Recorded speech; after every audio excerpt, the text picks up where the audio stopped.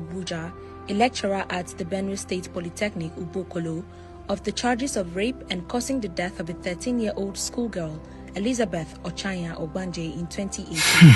The Federal High Court in 2018, a 13-year-old girl, Elizabeth Ochanya, died after suffering vesico-vaginal fistula caused by several years of sexual abuse by her uncle and his son. The story broke the hearts of well-meaning Nigerians, but what's even more heartbreaking is what happened in court.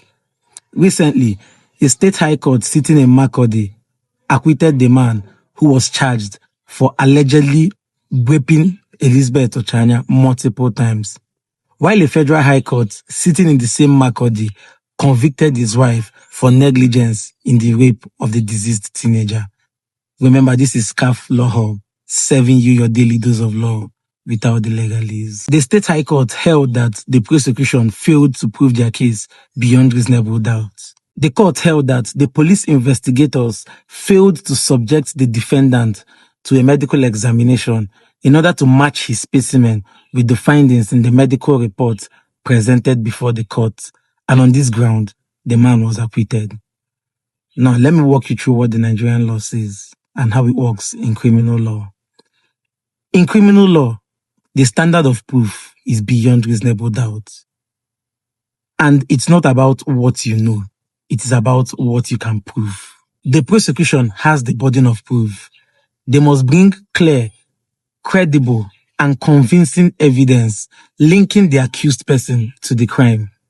And when prosecutors fail to actually do this, the most obvious and even clear cases tend to collapse. And that is exactly what happened here. The tragedy is not just the crime. It is the failure of the system that is meant to deliver justice.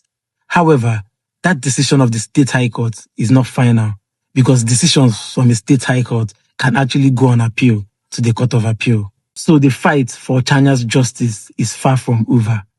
Remember that the Federal High Court convicted his wife for negligence in rape. So it means that justice can actually still find its way back, even if it's delayed. And the story says that she ended up in that man's house because she wanted to go to school. Nigeria failed her.